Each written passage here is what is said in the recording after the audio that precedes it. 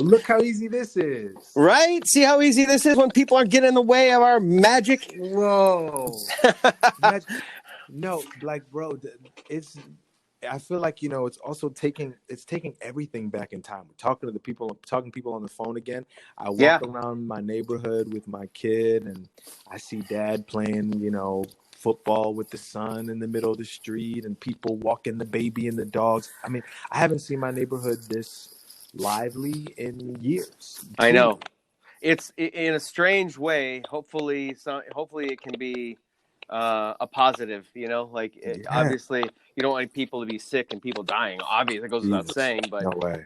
But maybe we can. Maybe there are some positives that come out of this. Just We walk. that. We walk at a certain time of the evening. You can see because everybody's home. You see people at their dinner tables, around the dinner table with their family. I mean, I, yeah, man. Listen. None of us knows, the day or the hour, man. When our time is up here, it's not only is it a reminder of the fragility and how precious everything is, but it really is a gift to get to spend this time in this way, with the people that are most important to you.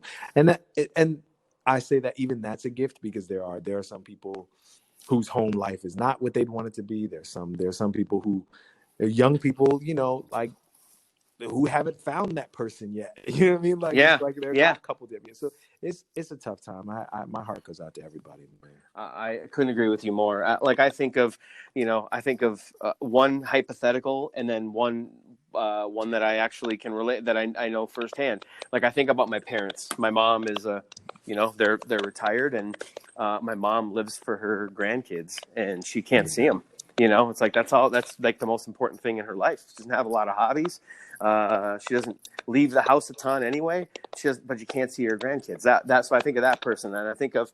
Like you touched on it. Like imagine if you're dating somebody right now. Yeah. Remember that lust, or not, and I don't even mean it in a Yeah. dirty way, but just that just overwhelming desire to like be with that Of person all the time, course. and you Of can't see them. course. Man. Or like, yeah, or like just to have been, what if you're dating around and that Yeah, lust and just yeah, like, yeah. you're figuring it out. You're dating, you're out there exploring. But I was talking to a friend of mine this morning over in London, and we were FaceTiming, and I said, that every now and again my kid will, can you hear me? Yeah, I got you.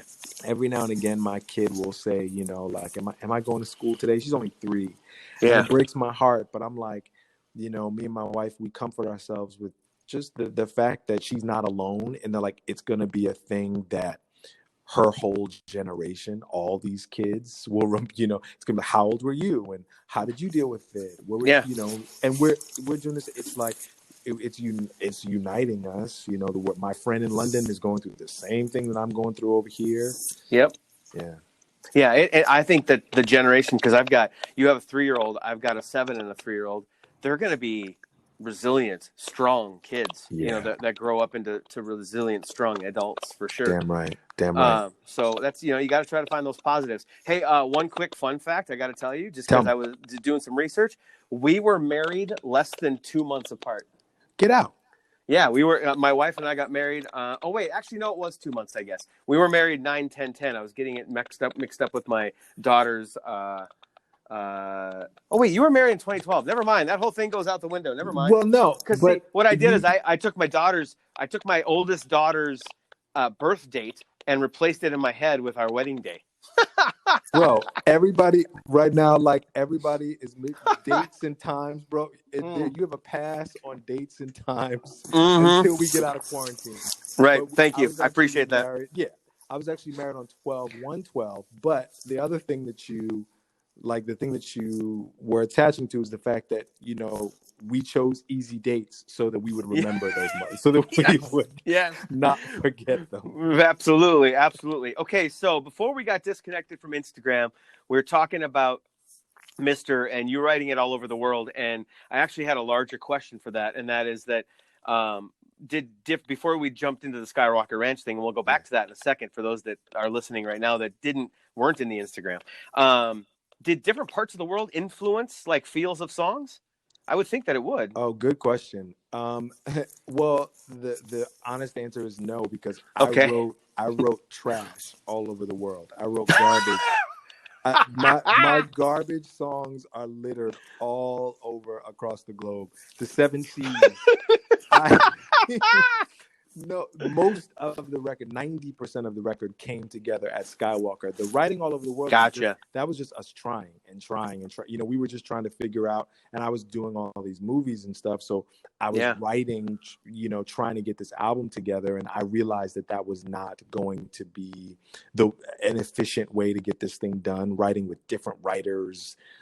There was no momentum. There was no, connection to the songs. And so, we did like a true camp where I called 5 or 6 of my best friends, best writer friends, and my manager did the same thing, the label did the same thing, and we just got together at Skywalker. We drank the same things, ate the same things, stayed up all night, for about 4 days, and wrote most of this record. Wow, that's unbelievable. And then and by the way, you wrote that at Skywalker Ranch, as you mentioned. You've got ties to George Lucas. You were in Red Tails, which he did, and that's kind of how that came together. But then that's not it. You didn't stop there with Legendary Places. Then you go record it at Capitol Records Studio. I mean, Are you kidding me right now? Yeah, it was a lesson, man. It was a lesson in asking for what you want. People can always say no. When I asked George, I was like, he's probably going to say no, but I have to ask him, because like I was saying before, it was like, I've always thought, wouldn't it be amazing to do a writing camp at a place like Skywalker? And so I got that boldness at some point. I was like, well, look, I'm going to start at Skywalker. I'm going to ask him. And if he says no, then we'll find the next best thing. Capitol was the same way. It's like, I'm sure Capitol is booked, from now until 2025, but maybe they'll let us, we just need to record this horn part, or we just need to, record this little trio for this one section, because it's, we really tried to, we were inspired by Cap Calloway and Nat King Cole and the great band leaders of the 30s and 40s for this record. And that's where a lot of those cats were recording. And so just for, I'll say too, we didn't want to make a throwback record. Those guys were making contemporary dance music in their day, and that's what I wanted to do. So, but for those parts that we were paying homage, we actually got in the rooms, and I think you can hear it. Yeah, I was just gonna say, I think on Mister, you did exactly what you set out to do. I mean, that's about as high a compliment as I can pay you, because you do hear echoes of the past, but it is not an old-fashioned record. I mean, it's living in the now for sure. You hear that, but it's like those nods are really, really cool. Can I tell you my favorite all-time band leader? Of course. Maynard Ferguson. You know that one? I don't. Oh, just an unbelievable. So I was a first chair trumpet player in the high school jazz band. Which, it's just high school, but yeah. But it was I mean, we played a lot of really cool stuff. We had a great director who really challenged us, especially for being kids at our age, and in our ability level. We weren't masters by any means. But to have somebody that really challenged you. He's passed away, but he'll live in my memory forever. I mean, he introduced me to guys like Dizzy Gillespie, Louis Armstrong, Maynard Ferguson, etc. Like I tend to gravitate towards the trumpet players. Can I tell you something? Like another amazing thing about this time, man, you gotta latch on to the good parts, bro. And during bath time every day with my kid now, like that's when I put on the old, I've been putting on Ella Fitzgerald for her, putting on Nina Simone for her during bath time, and we will do Maynard Ferguson tonight in your honor. Oh, that would be fantastic. Yeah. I'll tell you what. If your daughter is into Sesame Street at all, yes, perhaps Maynard's crowning achievement is his own unbelievable arrangement of theme from Sesame Street. It is in your face, like big band jazz. Bet. So yeah, that's what I would recommend. We'll give it a listen. Yeah, I love it. Let me see here. What was I guess the only other thing I really wanted to ask you was, I guess you did some sort of a thing, some sort of production on stage that people made a big deal about. I don't remember what it was called, but uh, if for those that don't know, you just won a Tony Award for being Best Actor in a Musical. No big deal for Hamilton. How has that impacted music? Because I have to imagine that you acquired some skills because you've been on the stage doing that for a heck of a lot longer than you've been, writing music. Yeah. So what kind of skills have you been able to apply to your music career?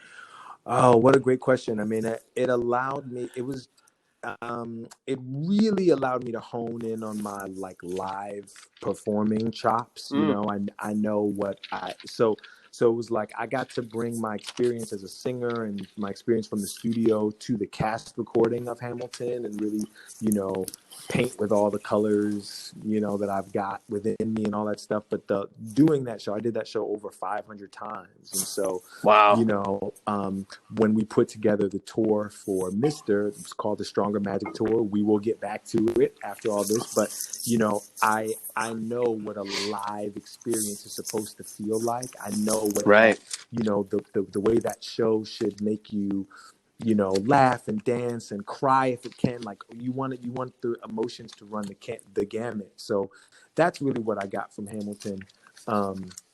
Yeah, that's definitely good, and that the live show is very, very crucial. All right, last sentiment. You have a daughter. I've got daughters. We're all quarantined. I think everybody has, from simple to maybe even more elaborate. Everybody's got one little thing that they do at home that I think they're pretty proud of. For example, we put down, all I did was this is the easiest thing ever, but it's like, okay, we can't go outside as much. It's been kind of cold here in Minnesota. How can we run off some energy, some steam? And I like to be competitive. So we put down painter's tape in the basement and we're doing relay races and they have to try to beat their own times. Oh, dope. All right. So what's one thing that you've come up with for your little one that you could maybe pass along? You got anything that you're proud of? Yeah, we've been, figuring out a way to get her to eat more vegetables, consume more vegetables in her diet. And we've started juicing, and she makes the juices with me. I'll have her, I watch her very closely, but she cuts up the fruits and the vegetables with me, and we make different, interesting, cool little juices every day. They're different colors and and she'll drink it right down. Wow. That's brilliant. Juicing, bro. Juicing. Yeah, that is brilliant. That is brilliant. For real. Like, I'm so glad I asked, because I was almost like, you know what? We've been through a lot this last hour, you and me together. I was just going to toss that question to the side. I'm so glad now I asked. Me too. Because we have a ninja at home, and that's perfect. Yeah, juicing, and we're gonna set down that we got tape. We got some tape. We're gonna set down that tape and get some relay races going. So thank you for that. Heck yeah. Well, I tell you what, nobody can say you didn't go above and beyond for us today, because we got disconnected three times on Instagram, and then you agreed to do a quick chat on the phone. Really appreciate you going above and beyond. Really looking forward to you hopefully getting back here to Minneapolis. You were supposed to be here a couple weeks ago. So hopefully when things get back to normal, we get to meet you in person, my man. Stay safe, bro. You too. Thank you for taking time today. Bye-bye.